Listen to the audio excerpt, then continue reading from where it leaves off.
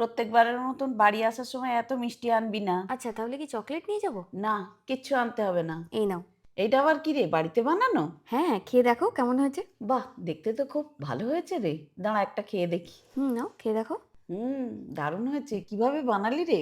কাজু আর আমন্ড ছিল, ওটাকে প্রথমে একটু ড্রাই রোস্ট করে ফুড প্রসেসরে দিয়ে একদম ফাইন চপ করে নিয়েছিলাম। আর এর মধ্যে কিছু সিডসও দিয়েছি, যেমন pumpkin seeds, flax seeds, sunflower seeds আর সিসুমে সিডস। সবকিছুই ড্রাই রোস্ট করে গুঁড়ো করার পর সামান্য ঘিতে রোস্ট করে নিয়েছি। এরকম ভাবেই বেশ অনেকটা খেজুর একদম পেস্ট করে নিয়ে সামান্য ঘিতে নেড়ে নেওয়ার পর বানিয়ে রাখা সমস্ত গ্রাইন্ড করা জিনিস খেজুরের পেস্টের মধ্যে দিয়ে দিয়েছিলাম। আর একটু মধুও দেওয়া যেতে পারে। একটু ঠান্ডা হয়ে যাওয়ার পর এটাকে লাড্ডুর মতন বানিয়ে রেখেছি। একটা ক্যাডবেরির প্যাকেটকে গরম জলে রেখে একদম মেল্ট করে নিয়েছি। 2 চামচ মতন পেস্তা ড্রাই গ্রাইন্ড করে নিয়ে সেটাও সামান্য ঘিতে নেড়ে দেবো, একটু নুন দেবো এটার মধ্যে। আগের বারে এরকমই বানিয়েছিলিস না?